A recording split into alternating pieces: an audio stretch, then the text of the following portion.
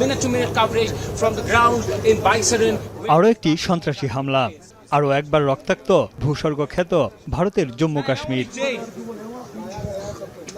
পেহেলগামে মঙ্গলবারের ওই ভয়াবহ হামলার পর চরম নিরাপত্তা শঙ্কায় ভুগছেন পর্যটকরা।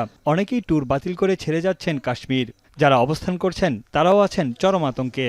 और 2 दिन थे कश्मीर में रहने के लिए, तो हम लोग अपना सब टूर कैंसिल करके अब अभी जा रहे हैं। नहीं, अब क्या घूमना है, माहौल ऐसा है तो पहले सेफ्टी देखना है ना।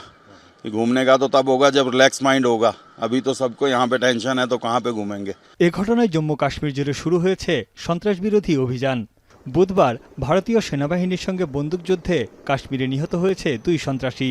রাজ্য জুড়ে নেওয়া হয়েছে কড়া নিরাপত্তা ব্যবস্থা। গুরুত্বপূর্ণ প্রতিটি জায়গায় চেকপয়েন্ট বসিয়ে চলছে তল্লাশি। প্রত্যক্ষদর্শীরা বলছেন 5 থেকে 6 জন বন্দুকধারী পর্যটকদের লক্ষ্য করে গুলি চালায়। তাদের গুলিবর্ষণে 2 বিদেশি নাগরিক সহ ভারতীয় এক নৌ কর্মকর্তা ও একজন গোয়েন্দা ব্যুরোর কর্মীও প্রাণ হারান। आप लोग कहाँ से आए हो? कहाँ से आए आप लोग? आपके बच्चे कुछ नहीं करेंगे। पीछे 2 फायर सुने हैं, लोग जमा हो गए हैं। हमने ऊपर इसी के साथ ही फायरिंग शुरू हो गया है। अच्छा। फिर जब जाए मौके वारदात पर पहुंचे हैं तो हमने 3 इंजर्ड को उठाया और रेस्क्यू किया। ज्यादा कुछ नहीं, हमने देखा नहीं। हम जैसे गोलियों की आवाज आई ना, हम वहाँ से भाग गए।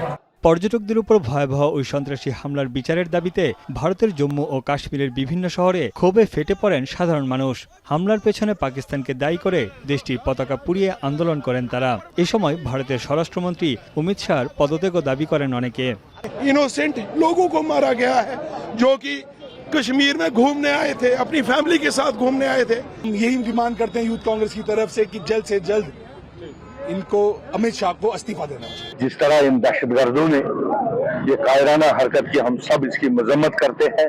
এদিকে সামাজিক যোগাযোগ মাধ্যমের এক বার্তায় হামলার দায় স্বীকার করেছে কাশ্মীরের সশস্ত্র গোষ্ঠী দ্য রেজিস্ট্যান্স ফ্রন্ট বা TRF, যেটি নিষিদ্ধ ঘোষিত পাকিস্তানের বিচ্ছিন্নতাবাদী সংগঠন লস্কর-ই-তৈয়বার একটি ছায়া সংগঠন। 2019 সালে কাশ্মীরের বিশেষ অনুচ্ছেদ 370 বাতিলের পর মাথাচাড়া দিয়ে ওঠে তারা। কাশ্মীর উপত্যকায় অবৈধ বসতি গড়তে চাইলে এই ধরনের হামলা চালিয়ে যাওয়ার হুমকি দিয়েছে সংগঠনটি। এ ঘটনায় সৌদি সফর সংক্ষিপ্ত করে বুধবার সকালে তড়িঘড়ি দেশে ফিরে বিমানবন্দরে জরুরি বৈঠক করেন প্রধানমন্ত্রী নরেন্দ্র মোদী।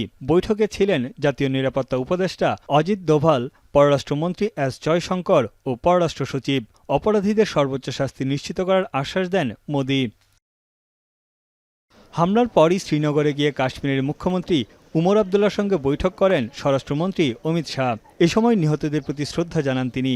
কংগ্রেস নেতা রাহুল গান্ধী ও মল্লিকার্জুন খার্গে সন্ত্রাসীদের সর্বোচ্চ শাস্তির দাবি জানান। হামলার নিন্দা জানিয়েছেন মার্কিন প্রেসিডেন্ট ডোনাল্ড ট্রাম্প ও রুশ প্রেসিডেন্ট ভ্লাদিমির পুতিন। এছাড়াও সৌদি আরব, ইরান, ইতালি সহ বিভিন্ন দেশ সমবেদনা জানিয়েছে। নিন্দা জানিয়েছেন জাতিসংঘ মহাসচিবও। 2019 সালে পুলওয়ামার পর এটি কাশ্মীরের সবচেয়ে বড় সন্ত্রাসী হামলা। তানভীর জানি, এখন বিশ্ব। কালার এক্সপার্ট, জর্জ স্যাপ এবং মাইল্ড অন হ্যান্ডস টেকনোলজি সমৃদ্ধ অরিক্স ক্রিস্টাল ওয়াশ আপনার লন্ড্রি এক্সপার্ট।